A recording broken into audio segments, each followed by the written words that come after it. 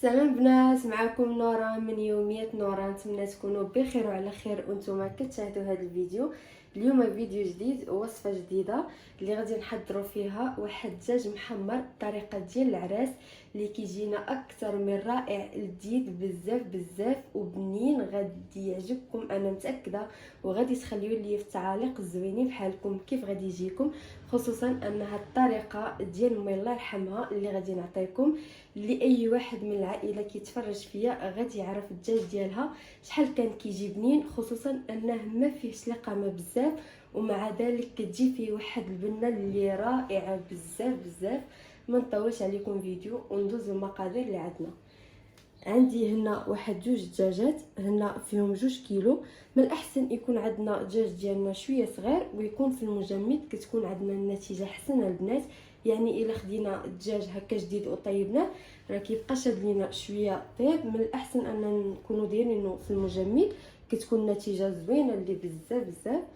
عندي هنا الزيت العاديه، واحد كاس لاروب ديال العنبه، الزيت العاديه اللي بغى يضيف هكا زيت العود واحد 3 معالق يضيفهم كيجيو زوينين. انا غادي نكتفي غير بالزيت العادي. انا هنا كما قلت لكم راني غنعطيكم الطريقه ديال امي الله يرحمها من هذا الفيديو، كنقول الله يرحمها يا ربي الله يوسع عليها. وعندي عشقه ديال السمن، بطبيعه الحال ملي كنقولوا الدجاج محمر ديال العراس ضروري اننا نقولوا السمن وبطبيعه الحال الزعفران شعره. عندي الزعفران شعره غير شويه هكا، درتو في شويه ديال الماء. بالنسبه للتوابل كما قلت لكم ما عندناش توابل بزاف البنات، غير شويه من الحاجه، شويه ديال السكينجبير، شويه ديال الملح، ما نكثروش الملح حيت عندنا طبيعه الحال السمن وعندنا الحامض مصير، يعني غير شويه الملح، شويه ديال الابزار او فلفل اسود، وشويه ديال الخرقوم ملون. خرقوم ملون انا ما كنعتمدش عليه بزاف في الطياب ديالي، ولكن كاين شي حويجات يعني ضروري كيبغيو هذا الملون باش يعطيونا واحد اللوين زوين. عندي حامضه بحال هكا للتزيين، وطبيعه الحال الزيتون الاحمر اللي هو للتزيين. عندي ربيع الثومه، هنا البنات راه فص واحد ديال الثومه اللي درت، راه ما كاينلاش البنات نقويو الثومه بزاف، راه راس واحد يقدر يكفيني حتى 3 ديال الدجاجات، يعني مع احترامي اللي كيكثر هكا شويه المقادير هكا الثومه هادشي، انا كنقول لكم راس واحد راه كافي، يعني حتى 3 دجاجات نقدر ندير فيها راس واحد ديال الثومه هكا محكوك وشويه ديال الربيع. وطبيعه الحال عندي الحامض مصير، هنا عندي غير البابه، هذا الحامض راه ديال الدار ان شاء الله غادي نشاركو معكم. عندي الهريسه للتزيين، وكما قلت لكم الزعفران شعره اللي كيجينا رائع بزاف، درتو شويه ديال الماء. عندي هاد القشيوشات ديال الدجاج، عندي الكبده، القنصه، هاد الجنيوحات وهاد العناق. هنا الا كانت عندنا كميه كثيره بنات ديال الدجاج غادي نسرقوا ليها الكبده ديالها، يعني ضروري. مي انا عندي غير هكا 2 دجاجات، يعني عندي غير شويه ديال الكبده غادي نضيفها بحال هكا. الا كانت عندنا كميه كثيره هذيك الساعه نسرقوها. عندي واحد 3 البصلات اللي مشاولدين بحال هكا صغار، يا 3 4 على حسب نتوما الكميه اللي غادي ديروا باش تجينا هكا لاصوص ديالنا مدغمره وزوينه. عندي واحد تقريبا شويه ديال الماء اللي غادي نخلط به هاد اللقامه، واحد نص كاس ديال الماء. وعندي الماء اللي غادي نضيفو للدجاج ديالنا باش يطيب، وواحد 2 خويطات باش غادي نسد هاد الدجاج ديالنا. طريقه سهله كما قلت لكم البنات، ما نطولش عليكم فيديو وندوزو لطريقه التحضير. دابا البنات غادي ندوزو لطريقه التحضير ديال هاد الدجاج ديالنا باش ندخلو ليه القامه ديالو. بسم الله. غادي نبدا اول حاجه نضيف هاد الثومه والربيع كما قلت لكم راه كميه قليله ديال القامه. غادي نزيد عليهم الحامض المصير، هذه غير البابه ديال الحامض، الزعفران الحر، نهبط هاد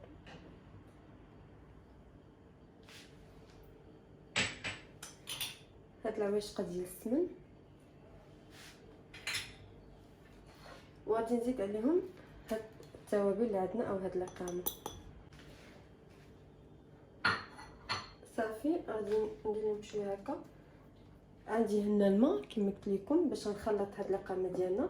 الزيت ما غاديش نضيفو دابا حيت الا ضفنا البنات الزيت ما كتدخلش لينا هاد القامه، ما كتشدش لينا الدجاج ديالنا، يعني ما نضيفوش القامه دابا. غادي نخلط هاد القامه مزيان هكا.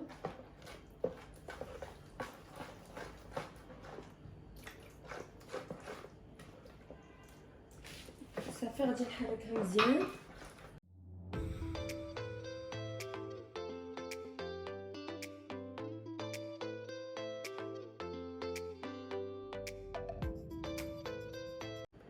صافي دابا البنات من بعد ما خلطت هاد القامه ديالنا غادي ناخذ هاد الدجاجه ديالنا، غادي نحطها هنا.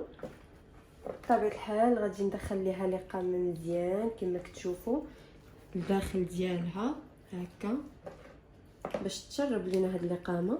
نتوما البنات الا كان عندكم الوقت خليوه يبات الا كان هكا. الا كان عندكم دجاج كتير هكا شي عراضه ولا شي حاجه، من الاحسن انه يبات، راه كتكون النتيجه احسن.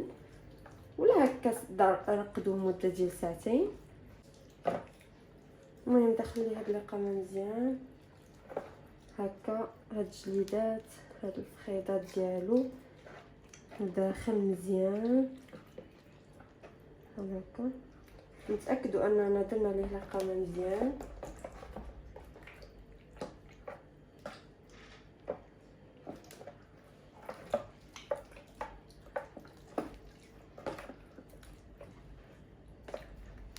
هانتوما كيف كتشوفوا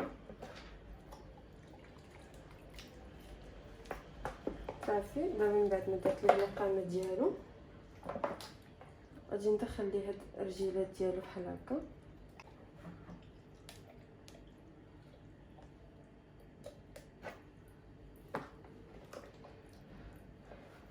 دابا البنات غادي نحط هذا على جنب بحال هكا باش نجيب الاخر نحطو في هاد الصحن. ناخذ الاخر حتى هو نفس الطريقه، ندخلوا ليه القامه مزيان. المهم البنات انا غادي نستمر بنفس الطريقه، نسد لهم هاد الرجيلات ديالهم وندير لهم الخويطات ونرجع معكم.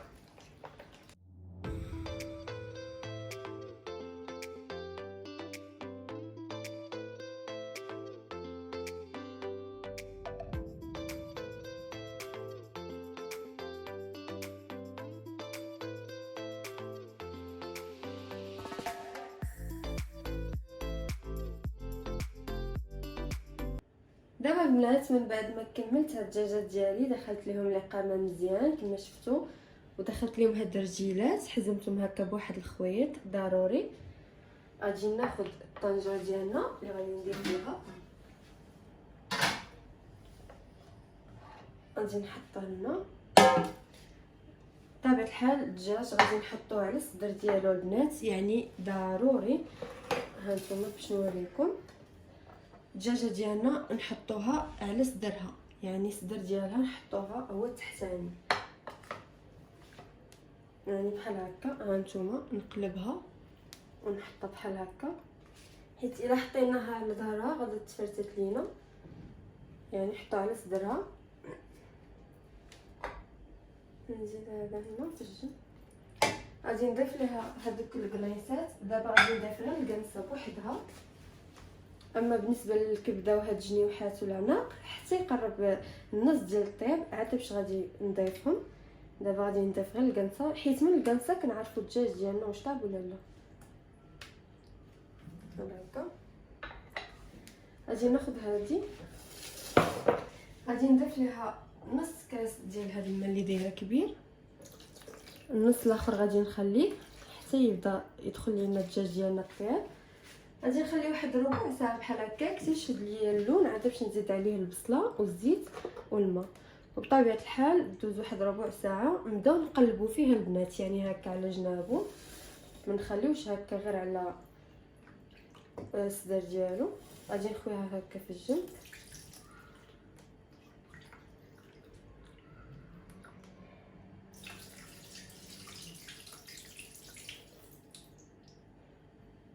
صافي هانتوما كيف كتشوفوا دابا غادي نحطو فوق البوطه البنات كما قلت لكم. ما نضيفوا ليه دابا لا زيت لا بصله، ما نضيفوش الكميه ديال الماء كامله، ضفنا نص الكميه. النصيحه البنات اللي بغيت نعطيكم اللي هي مهمه جدا في الطريقه ديال تحضير الدجاج ديالنا، هي ما نغطيوش البنات هاد الطنجره ديالنا كامله. وبطبيعه الحال مع احترامي لكل بنت وكل مراه كتعرف هاد الطريقه، انا هاد الطريقه كنقولها يعني للمبتدئين باش يستافدوا من هاد النصائح. اما الناس كبار راه على راسي وعينيا اكيد كيعرفوا بحال هادشي، ولكن المبتدئين اللي خصنا نوريهم بحال هاد الحويجات باش يستافدوا منهم. النصيحه ديالي هي ما نغطيوش البنات الطنجره ديالنا بحال هكا، لا، حيت الا غطيناها غادي يدوز لينا غير واحد شويه، هذيك ربع ساعه غادي الدجاج ديالنا يتحل، غادي يسحب لهم بانه طاب وهو راه كيكون مازال ما طاب البنات. يعني سواء في الكوكوط او في الطنجره نخليوها بحال هكا يعني مبسمه شويه.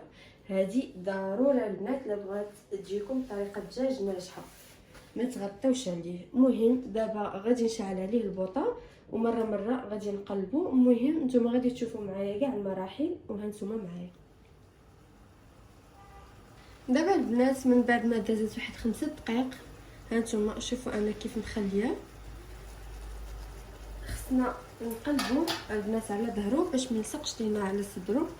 ناخذ غير واحد فرشات نقلبو،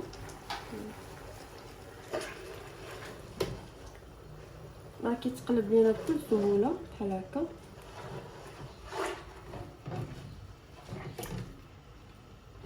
غادي نزيدو عاوتاني 5 دقائق اخرى هكا على ظهرو، 5 دقائق عاوتاني اخرى صافي. غادي نعاود نقلبو عاوتاني على صدرو، يعني يرجع كما كان.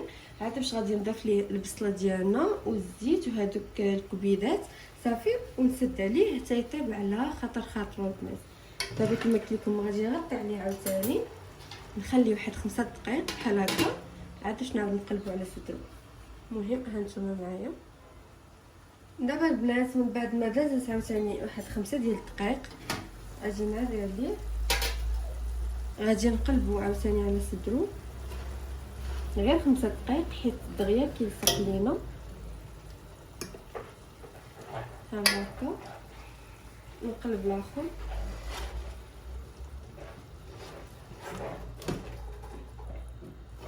بحال هكا صافي. دابا البنات غادي نرميو هاد البصله ديالنا كما كتشوفوا، غادي نديرها في الجناب بحال هكا، ندورها هكا في الجنيبات.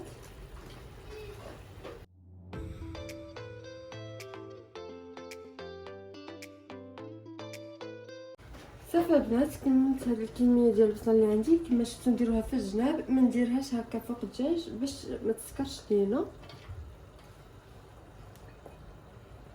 صافي غادي نزيدو ليها هاد الزيت اللي عندنا نضيفوه حتى هو بحال هكا. كما قلت لكم اللي بغى يضيف واحد هكا 3 معالق ديال زيت العود يضيفهم، كيجيو زوينين حتى هما. غنضيف دابا هاد الجنيوحات هاد الكبيدات، يعني راه ما ضفناهم شويه حتى الدجاج شد لينا في راسو بحال هكا.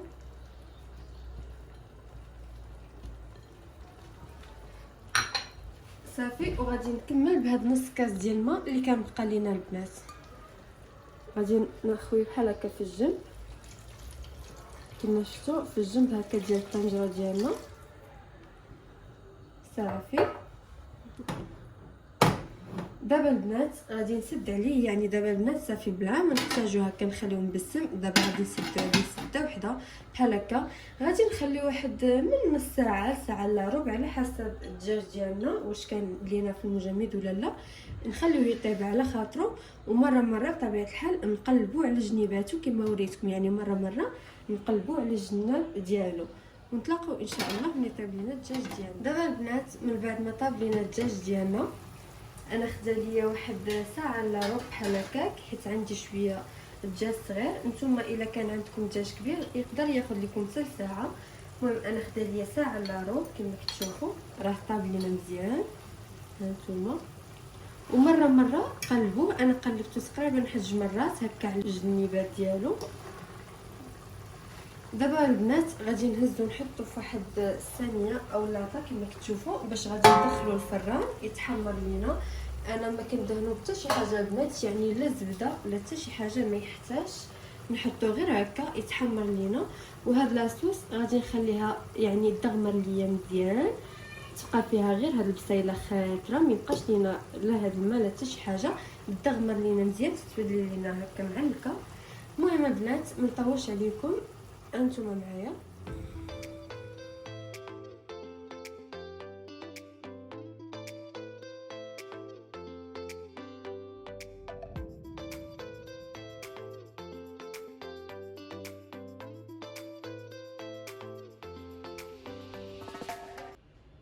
دابا البنات من بعد ما حطيت هاد الدجاج ديالنا كما شفتوا في هاد الثانيه، حطيته على ظهره باش يتحمر لينا هاد الصدر ديالو، غادي ندخلو الفران. وبالنسبه لكم نتوما غادي تحمروا هكا من الجنيبات ديالو، ملي يتحمر لكم صافي تحيدوه. وغادي نخلي هاد لاصوص ديالنا تعلك لينا مزيان صافي ونرجعوا ان شاء الله. دابا البنات من بعد ما دخلت الدجاج ديالنا الفران، بغيت نوريكم لاصوص كيفاش كتولي لينا. ها نتوما كيف كتشوفوا، خاصنا نخليوها هكا تتولي لينا مدغمره مزيان، تبقى لينا غير هذيك القطيره ديال الزيت نشفوها باش تولي لينا معلكه كيف كتشوفوا. دابا صافي انا غادي نخليها نزيدها واحد شويه بين ما تحمر ليا الدجاج ديالنا، ونتلاقاو ان شاء الله في طبق التقديم. البنات هذا هو الشكل النهائي لهذا الطبق ديالنا ديال الدجاج من بعد ما تحمر لينا في الفران مزيان كما كتشوفوا. ها نتوما شوفوا كيف كيجي، وهذيك التغميره خليتها هكا تعسلات لينا وتعلكات ضروري. ها نتوما راه كيجي المذاق ديالو بحال ديال العراس. نتمنى انكم تجربوه وتخليو ليا في التعاليق الزوينين بحالكم كيف غادي يجيكم. وما تنسوش تخليو ليا لايك الى عجبكم فيديو، ونتمنى انكم ديروا ليا ابوني للقناه باش يوصلكم كل جديد، ونتلاقاو ان شاء الله فيديوهات جداد.